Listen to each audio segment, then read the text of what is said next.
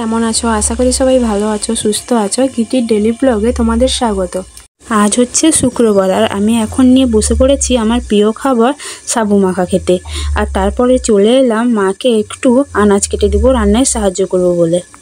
আর আজকে হচ্ছে বাবার বাড়ির কাছে অনুষ্ঠান যে হয়েছিল তার আজকে শেষ দিন। থাম্বনেল দেখে নিশ্চয়ই তোমরা বুঝতে পেরেছো আজকে কি ভিডিওটা হতে চলেছে। প্লিজ স্কিপ না করে পুরো ভিডিওটা দেখতে থাকো। আমার ছেলেকে দেখো কি সুন্দর ছোট ছোট হাতে মুরগির খাবার কৌটো থেকে খাবার বের করে মুরগিতে খেতে দিয়ে যাচ্ছে। মা এখানে রান্না করছে, রান্নাও করা শেষ প্রায়। এবার বাবাও খেতে বসে পড়েছে। আজকের মেনুতে হয়েছিল সিলভার কাপ মাছের টক আর এঁচোড় আলু চিংড়ি মাছ দিয়ে তরকারি।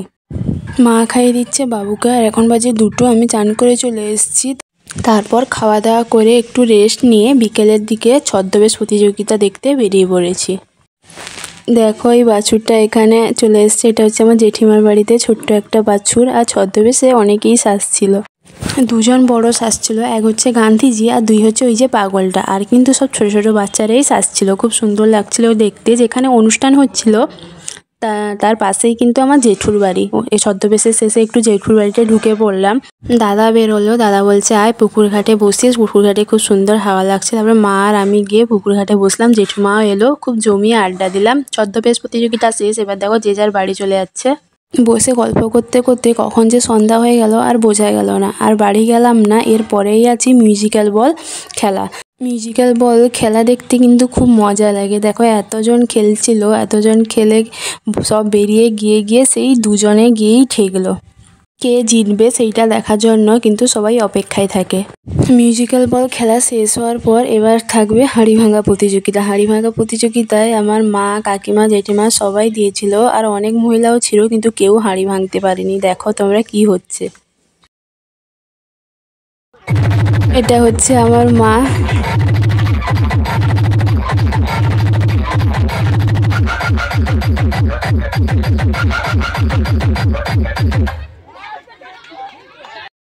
সবার লাস্টে ছিল আমার জেঠিমা আর কাকিমার ভিডিওটা তোলা হয়নি।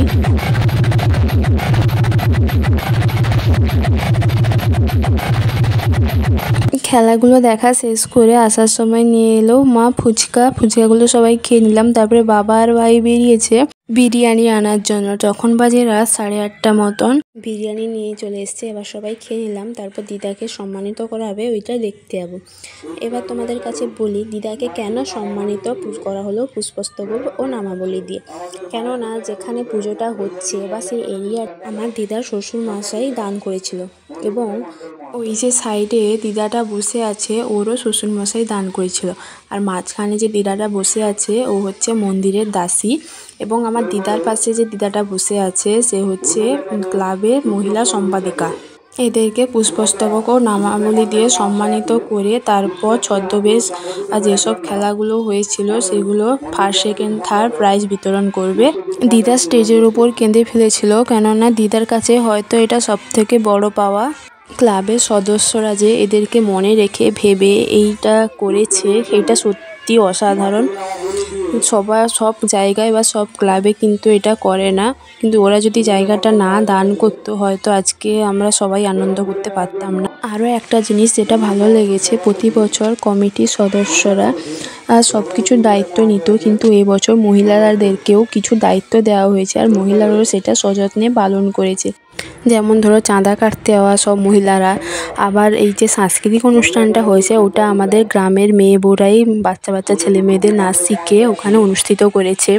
মহোৎসব হয়েছিল, ওখানে মহিলারা পরিবেশন করেছে। প্লাস অন্য যে অনুষ্ঠান হয়েছিল ওখানে লাগালাগি করা সব কিছুই মহিলারা সযত্নে পালন করেছে। আর সব জায়গায় আমার মনে হয় মহিলাদেরকে সম্মান দেওয়াই উচিত, আর এখানেও সেটা সম্মান দিয়েছে।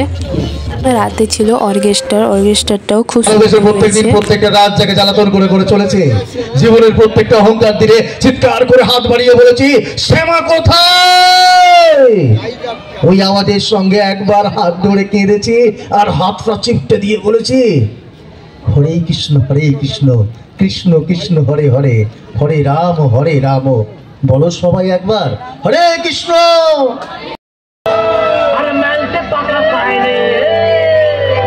আরে বন্ধু আমার বুকের মাঝে ডুগডুগি বাজায় রে, হায় আরে বন্ধু আমার বুকের মাঝে ডুগডুগি বাজায় রে।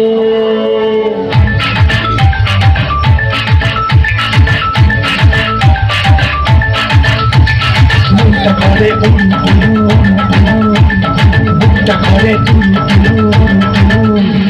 মনটা করে বুকটা করে দুরু পরাণের বন্ধু যখন